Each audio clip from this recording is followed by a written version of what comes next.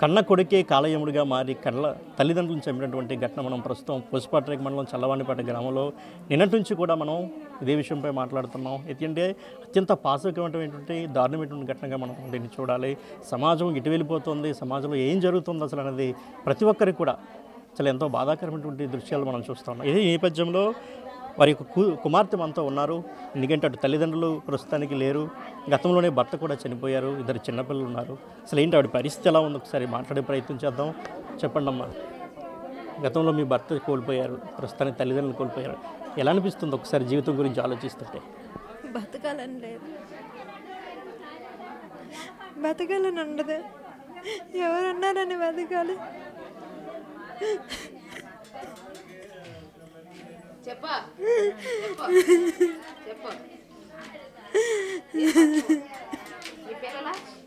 పిల్లలు ఉన్నారా? మీకు పిల్లలు ఉన్నారా? బాబా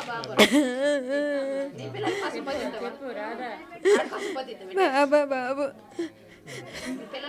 వాళ్ళు ఏం చదువుకుంటున్నారా? బాబు 6th, బాబు 5th. అంటే మీకు మీ అన్నదమ్ముడి మధ్య ఇంతకుముందు ఏమైనా గొడవలు ఉన్నాయా? మామూలు అప్పులు తీరట్లేదు, దానివల్లే గొడవలు తప్ప కానీ మాకైతే ఏమీ లేవు, గొడవలు లేవు. అప్పు తీర్చట్లేదు, అది అప్పులు తీర్చమని అమ్మా నాన్న అడిగితే కొట్టడానికి వచ్చేవాడు. వాళ్ళు తీర్చట్లేదని నాకు 30 సెంట్లు రాసేశారు,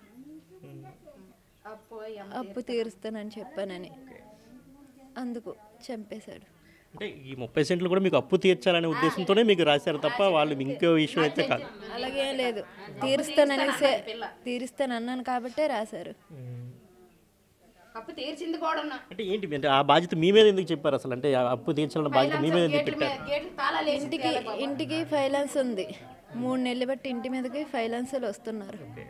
వస్తే నేను 2 మంతలు కట్టాను. ఇంకెందుకు, ఇంకా వాళ్ళకి ఏం అండం రాదు, ఇంకెందుకనేసి నేను కట్టి ఆ భూమి నా పేరు మీద రాస్తే అమ్మేసి అప్పులు తీరుద్దామని చెప్పారు, అందుకనే రాశారు అది. అంటే భవిష్యత్తులో అప్పులు తీర్చేసి మీ తల్లిదండ్రులు చూసుకోవాలనే ఉద్దేశంతోనా? అలాగేం లేదు, అప్పులు తీర్చేసిన తర్వాత ఉన్నది వాళ్ళకే వదిలేద్దాం అనుకున్నాను. అంటే మీ తల్లిదండ్రులకి మీ అన్నదమ్ముడి మధ్య కూడా ఏమైనా గొడవలు జరుగుతున్నాయా దీనికి సంబంధించి ఇటీవల కాలంలో? జరుగుతున్నాయి, 2 years నుంచి ఇలాగా వేరేగా ఉంటున్నారు. ఇలాగే ఇంట్లో ఉంటే చంపేస్తాడేమో భయం మీద పెద్ద మనుషులు ఇక్కడికి వెళ్ళి వేరేగా పెట్టించారు వాళ్ళు. వీళ్ళు ఇక్కడ ఉంటున్నారు. నిన్న సాయంత్రం పొలంలోకి వెళ్ళారు ఆవుకి గడ్డి కోసమని. అక్కడేమో గడ్డి పీకుతుండగా వాడు వచ్చి ట్రాక్టర్తో మట్టించేశాడు. అంటే నిన్న ఏమైనా జరిగిందా మీతో కానీ మీ తల్లిదండ్రులతో కానీ? జరగలేదు, ఏమీ జరగలేదు. ఆవుకి గడ్డి కోసం మాత్రమే వెళ్ళారు. వాళ్ళు అక్కడ చూసి ఎవరు లేని చోట చూసి చంపేశాడు. అంటే ఇందులో మీ వదిన ప్రమేయం ఏమైనా ఉందనుకుంటున్నారు మీరు? ఉంది, ఆవిడ లేకంటే అయితే లేదు. మా మరదల ప్రమేయం కూడా ఉంది. మెయిన్ ఆవిడే మెయిన్. ఆవిడ అక్కడ ఉండి ఇతని చేత నడిపించింది. అంటే వాళ్ళు వేరేగా ఉంటున్నారా తల్లిదండ్రులతో కాకుండా? వేరేగా ఉంటున్నారు. అంటే పెళ్ళైన దగ్గర నుంచి గొడవలు జరుగుతున్నాయా మీ బ్రదర్కి? పెళ్ళైన దగ్గర పెళ్ళై 1 year తర్వాత నుంచి గొడవలు. ఆయనకి పిల్లలు ఉన్నారా? పాప సంవత్సరంన్నర. మొత్తం అసలు ల్యాండ్ ఎంత ఉంది మీ తల్లిదండ్రులకి? ఎకరం మాత్రమే. అతనికి 30 సెంట్లు ఉంది. నాకు నా పెళ్ళికి 20 సెంట్లు ఇచ్చారు. అది కాక అప్పులు తీర్చమని ఇప్పుడు 30 సెంట్లు ఇచ్చారు. నాన్నకి 50 సెంట్లు ఉన్నది. 30 సెంట్లు మీ మీద మీకు రాస్తున్నారనే కోపంతో ఇదంతా జరిగింది అంతే. ఇప్పుడు ఎలా మరి? అంటే ఇప్పుడు మీకు తల్లిదండ్రులు లేరు, అటు చూస్తే భర్త మీ అత్తమామల సపోర్ట్ ఉంటుందా మీకు? మరి ఉంటుంది.